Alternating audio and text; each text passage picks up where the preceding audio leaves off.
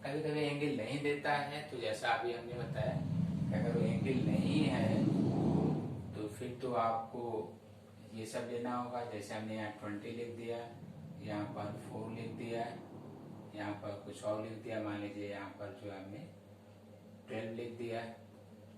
तो एक बार स्लोप आपको यहाँ से निकालना होगा और एक स्लोप यहाँ से सॉल्व करना होगा। फिर इनका रेशियो जैसे लेंगे तो ये भी 20 हो जाएगा, ये 4 है, तो आपका tan थीटा 1 जो फर्स्ट वेलोसिटी है वो 20 बाई कितना आ गया 4, 5 मीटर पर सेकेंड। इसी तरह से इधर से जब आप ले लेंगे tan थीटा 2 तो 20 बाई, आप ये आपको सेपरेशन ये 12 माइनस इतना निकाल दीजिए 4, तो ये आ जाएगा 8। तो इस तरह से आपने देखा, और ये जो सॉल्व होगा उसको आप रख सकते हैं।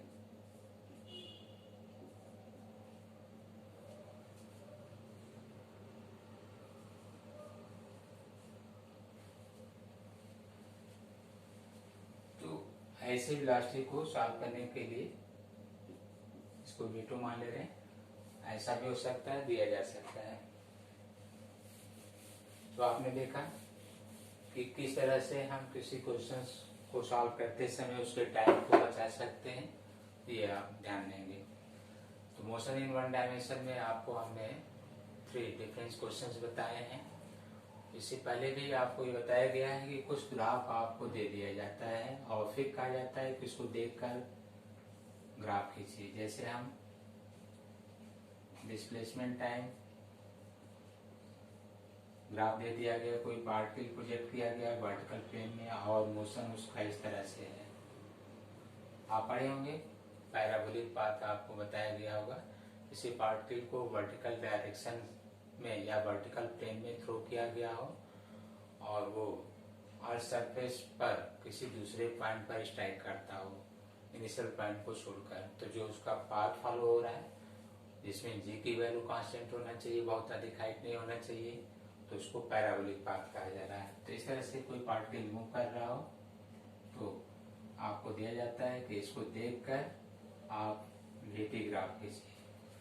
तो एसटी ग्राफ दिया गया है, वीटी ग्राफ खींचिए। तो आप यहाँ पर क्या करिएगा, देखिए पार्टिकल पहले एक पोजीशन में अप जा रहा है, ध्यान दीजिएगा ऐसे, तो इसका प्रोजेक्शन आप यहाँ मान लीजिए ऐसे अप गया है, और फिर वो पार्टिकल वापस आ रहा है, तो आप इसको यहाँ से वापस करिए, यहाँ ले लीजिए, तो इसको वापस यहाँ पर शो करिए, अर्थात पार्टिकल अप गया है डाउन गया है, तो ये चीजें शो की गई है। क्योंकि स्लोप ऐसे जा रहा है, इस तरह से होता है तो इंक्रीजेस, इधर डिक्रीजेस कहा जाता है। ये इसके अपोजिट है, अर्थात आपको 2 पॉइंट अलग अलग ऐसे दिखाना होगा जिसमें एक ये डिक्रीजिंग अप वाले में रहे और उसके वाले अगले भाग में, जैसे इसको एन मान लीजिए, तो ये डाउनवर्ड पोजीशन में हो। तो ये ग्राफ जो शो कर रहा है ऑल ओवर कि ठीक है, यहाँ तक ये डिक्रीज भी हो रहा है, लेकिन रिवर्स जाने में फिर से इंक्रीज हो रहा है, क्योंकि आगे बढ़ने पर ये नेगेटिव साइन है और उसमें ये इंक्रीज हो रहा है। तो आपने देखा इसको कैसे हम इसमें प्लॉट कर सकते हैं। तो आपको एसटी ग्राफ देकर वीटी ग्राफ के बारे में कर सकता है। यूनिट के आधार पर आप यहाँ भी लिख लेंगे, जैसे यहाँ पर जो भी दिया होगा उसके बेस पर आप यहाँ लिख सकते हैं। तो आपको ऐसे क्वेश्चन से बताए जा रहे हैं, तो आपको अभ्यास करना होगा। क्वेश्चन की लिमिट तो रहती नहीं है कितने क्वेश्चंस पूछे जाते हैं, लेकिन हम इम्पोर्टेंट क्वेश्चन दे रहे हैं जो पूछे गए हैं और आ सकते हैं। जैसे कुछ क्वेश्चंस आपको फ्रेम ऑफ रेफरेंस पर अभी हमने नहीं बताया, उसका कंफ्यूजन होता है, उसमें आप मिस्टेक कर सकते हैं। तो ये बहुत ही अच्छा क्वेश्चन है और मिस्टेक वाला क्वेश्चन है, आप ध्यान दीजिएगा। जैसे हम ये कह रहे हैं कि कोई ये बलून है या कोई लिफ्ट है जो अभी रेस्ट में है, इसको आप लिफ्ट मान लीजिए, रेस्ट में है, इसको अभी ओपन रख रहे हैं ऐसे, यहाँ से कोई ऑब्जेक्ट किसी बालक के द्वारा या किसी मैन के द्वारा थ्रो किया जा रहा है, उसकी इनिशियल वेलोसिटी हुआ है, यहाँ पर फर्स्ट कंडीशन जो दिया गया है, lift at rest position, lift at rest position क्या कहा जा रहा है? अब block is thrown vertically upward direction where u क्या है? इनिशियल वेलोसिटी, इनिशियल वेलोसिटी प्रारंभिक वेग, और किसी मैक्सिमम हाइट के लिए थ्रो किया गया है। फिर वो वापस उसी जगह पर कैच करता है। जैसे उसने ए से थ्रो किया, बी पर गया, फाइनल वेलोसिटी यहाँ 0 हुआ होगा, फिर वो वापस आया, कैच हो गया। जाने आने का समय हम इक्वल ले रहे हैं अगर एयर फ्रिक्शन या कोई विस्कोसिटी वगैरह ना हो। अब चलिए दूसरा कंडीशन देखिए, उसी लिफ्ट को मूव करा दीजिए। ये देखिए, ये लिफ्ट जो है अपवर्ड डायरेक्शन में कांस्टेंट वेलोसिटी से मूव कर रहा है। वेलोसिटी को कांस्टेंट रख रहे हैं, यहाँ लिख रहे हैं लिफ्ट इन मोशन। आपको दिया जा रहा है लिफ्ट गति कर रहा है एक नियत वेग से, और इस समय फिर उसी ब्लॉक को वही व्यक्ति उसी वेलोसिटी से थ्रो करता है। किसी हाइट तक जाने के पश्चात फिर वो वापस उसी स्थान पर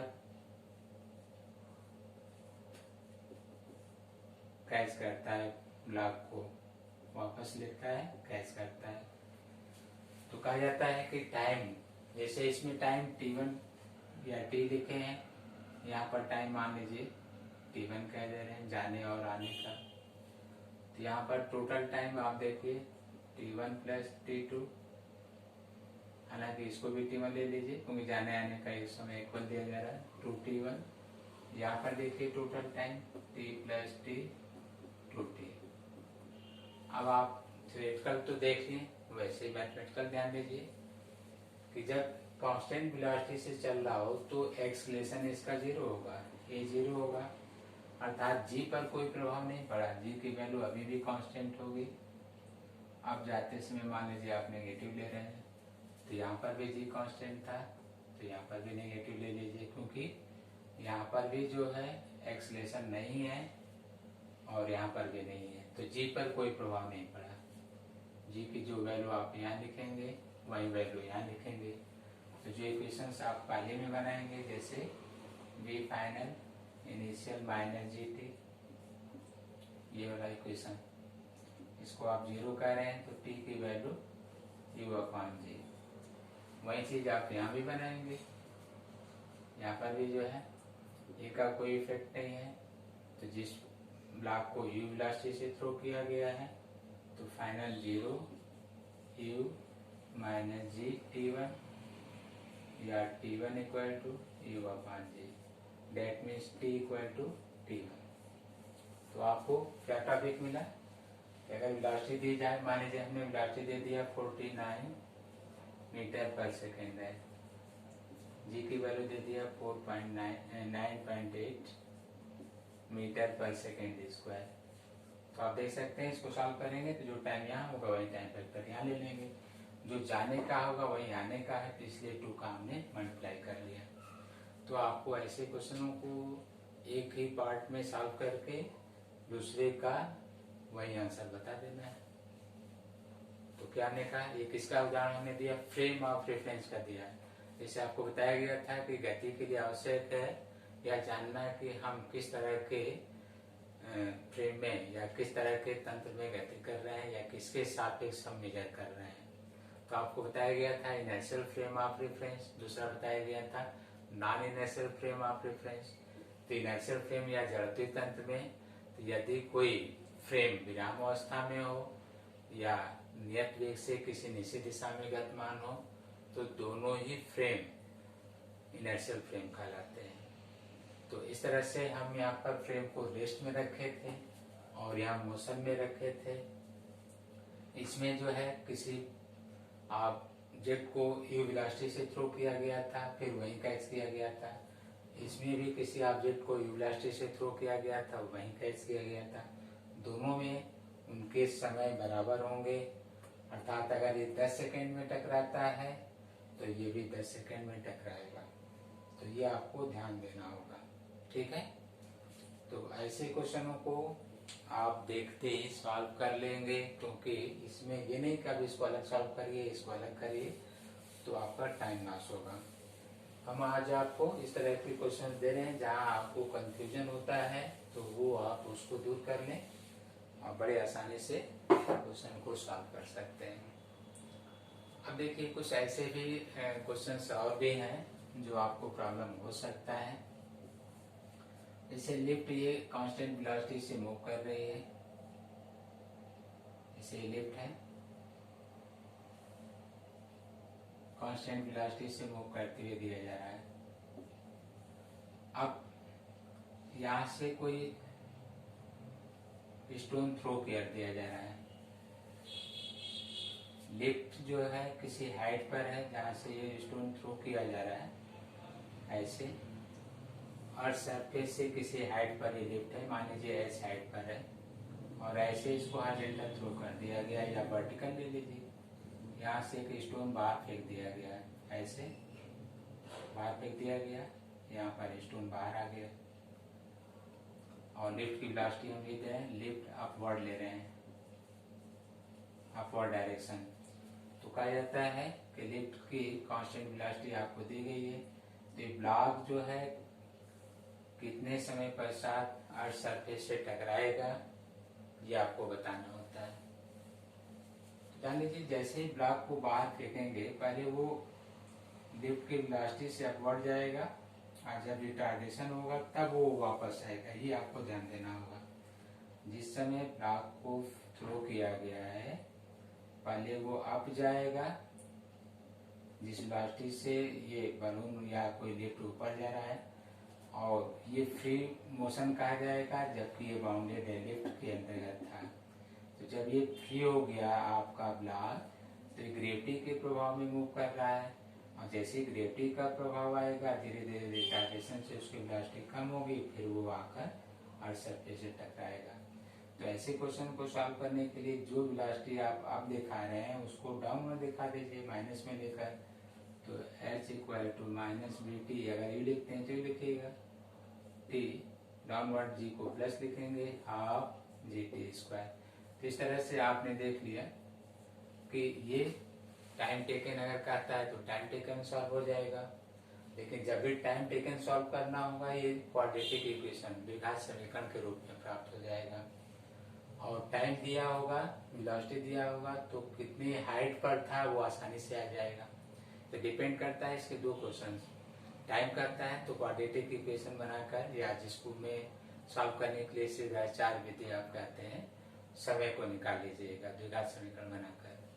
अगर वो कहता है कि जिस समय पत्थर फेंका गया कितनी ऊंचाई पर था, जबकि बलून को वहां से पत्थर को तल से टकराने का कोई समय दिया गया है, और लिफ्ट की कोई वेलोसिटी दी गई है, जी आप जानते हैं, तो डायरेक्ट सॉल्व हो जाएगा।